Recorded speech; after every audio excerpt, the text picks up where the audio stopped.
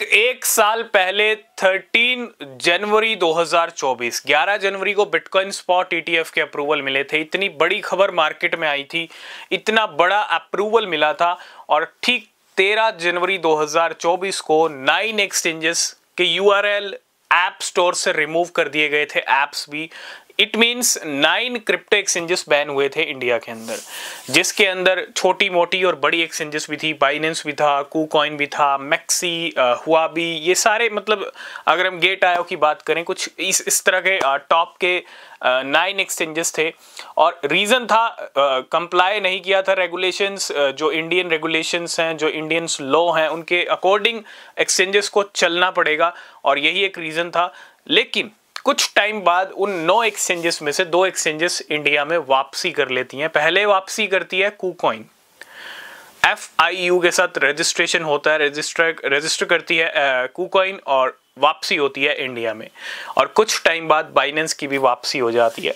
लेकिन आप देखो, जहां 11 जनवरी को इतनी बड़ी न्यूज आई मार्केट के अंदर कि ETF अप्रूवल मिल गए, है ना, ये बहुत बड़ी न्यूज थी क्रिप्टो मार्केट के लिए।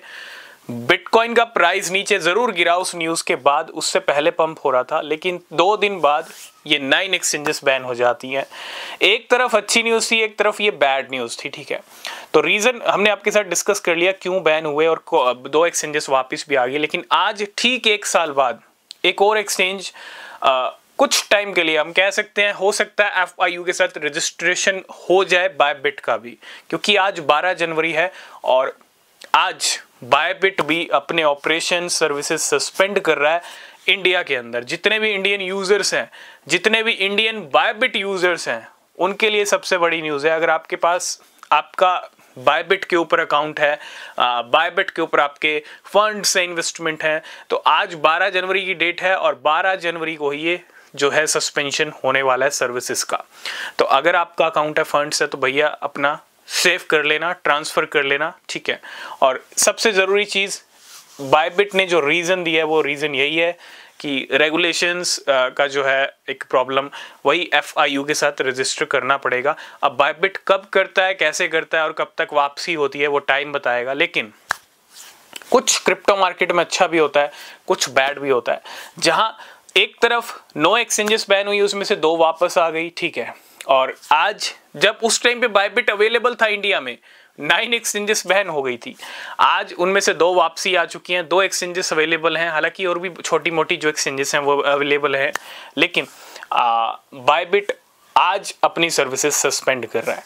लेकिन आप देखो, अच्छी न्यूज़, बैड न्यूज़ मार्केट में चलती रहती है, नो डाउट। लेकिन क्रिप्टो मार्केट का रिजल्ट क्या आया जब 11 जनवरी को अप्रूवल मिले, 13 जनवरी को 9 एक्सचेंजेस बैन हुए, जनवरी मंथ कुछ खास रहा नहीं उसके बाद, और सारी कसर निकाल दी बिटकॉइन ने। $20,000। आप देखो, 9 एक्सचेंजेस को बैन किया इंडिया में, बिटकॉइन का प्राइस $20,000 बढ़ गया। मार्च मंथ में बिटकॉइन ने नया ऑल टाइम हाई लगा दिया। ये क्या बेनिफिट उठाया बड़े प्लेयर्स ने कि हाँ, अगर एक्सचेंजेस बैन हुई हैं तो कहीं ना कहीं इंडियन यूजर्स को कहीं ना कहीं प्रॉब्लम हो रही होगी, वो अपने फंड्स को या तो विड्रॉ कर रहे होंगे, ठीक है। क्योंकि बड़े प्लेयर्स भी गेम खेलते हैं, बड़े प्लेयर्स भी कुछ इसी तरह का मौके का फायदा उठाते हैं कि किसी तरह आपकी एंट्री बाहर हो जाए, आप एंट्री बाहर ले लो, ठीक है। आपको बड़ी रैली का मजा ना मिले, बड़ी रैली आप बस देखो, मजा नहीं मिलना चाहिए, है ना। तो कुछ इस तरह का गेम होता है।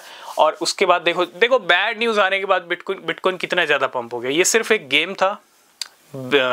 इस न्यूज़ का, इस मौके का जो बड़े प्लेयर्स ने फ़ायदा उठाया कि बड़े जो यूज़र्स हैं, जितना ज़्यादा इम्पैक्ट होंगे उतना ज़्यादा हम अपनी रैली को लेके जाएं, और वही हुआ। $20,000 फरवरी मंथ में प्राइस बढ़ा, मार्च में नया ऑल टाइम हाई लग गया। लेकिन बैड न्यूज़, गुड न्यूज़ का मार्केट का हिस्सा है, गेम मार्केट का हिस्सा है।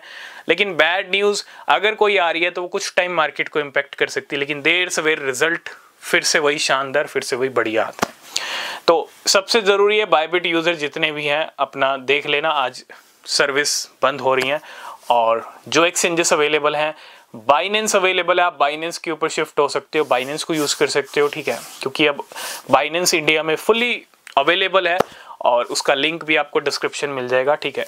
तो ये थी सबसे इंपॉर्टेंट अपडेट इंडियन यूज़र्स के लिए कि आज बायबिट अपनी सर्विसेज बंद कर रहा है और ये कब तक बंद रहेंगी ये सिर्फ टाइम बताएगा कि कब तक वापसी होती है फिर से बायबिट की इंडिया में। तो आज की इस वीडियो को करेंगे यहीं पे एंड, तब तक के लिए बाय बाय।